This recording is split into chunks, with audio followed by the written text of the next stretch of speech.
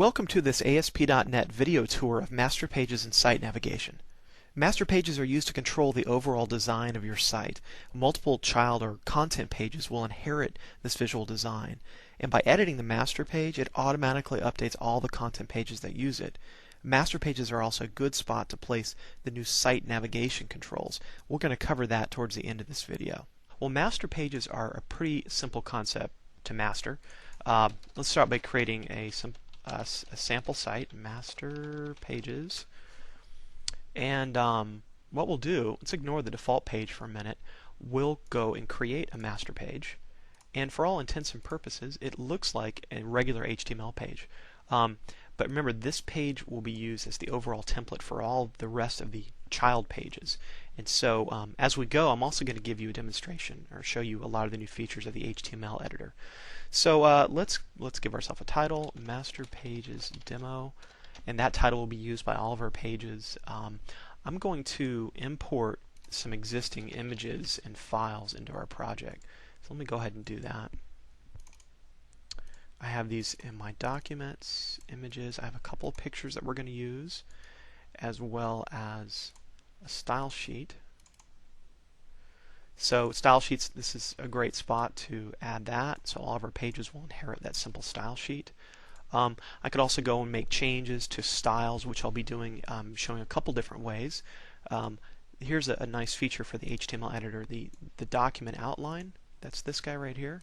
So I can go through and click and select different items here.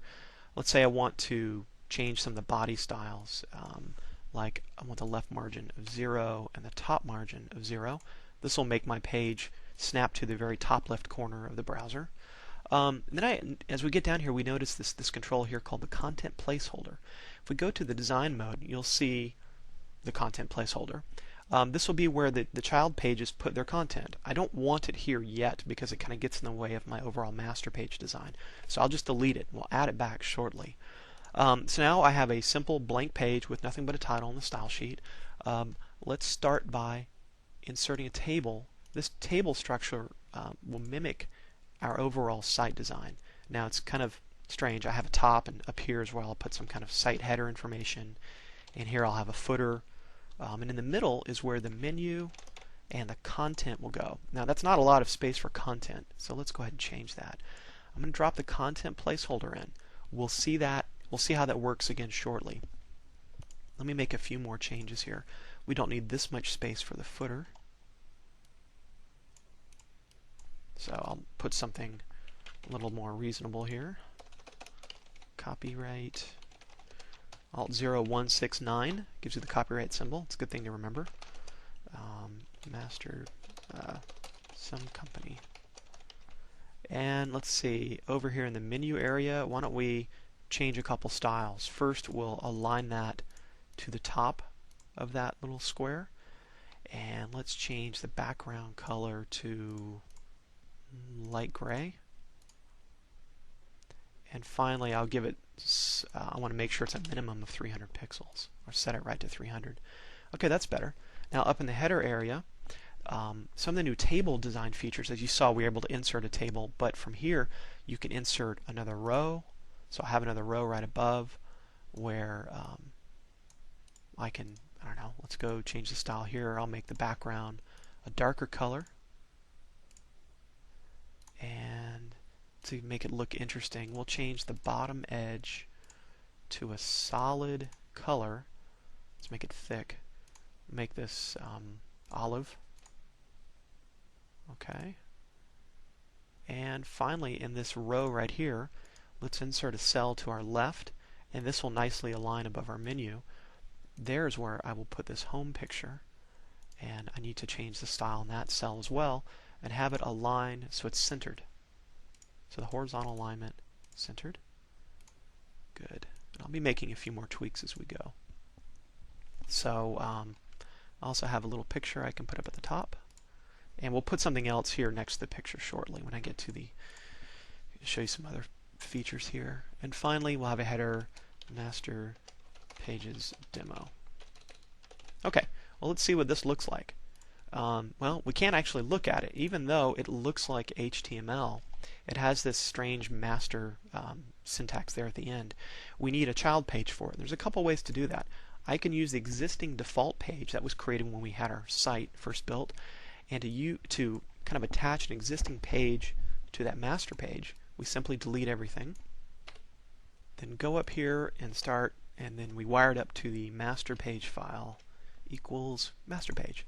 As you can tell from that dialog, we could have multiple master pages. In fact, you can nest master pages, but I'll just go with this for now. So that's it. We have our first web page. If we switch to the design view, you can see that all the master page content is grayed out, and our content is going to go right here in the middle. So this is our default content, and so let me we can have some default content. In this case, it's empty, so it doesn't make a lot of sense. I have to kind of create my own instance of a content placeholder by choosing Create Custom Content. Now I can start typing. This is the default home page for the site. And if we switch back to source mode, you see it made a content placeholder for us. Now we're ready to view this. Okay, still pretty bare bones, but you can see it works. Our default page is really just that text, and it lives within the context of all this stuff. I want to make a couple of changes. I want this to align to the top, and I'll make a couple more HTML changes. Like I'd like to get this empty space gone. So let's leave that there. That empty space is coming from that non-breaking space.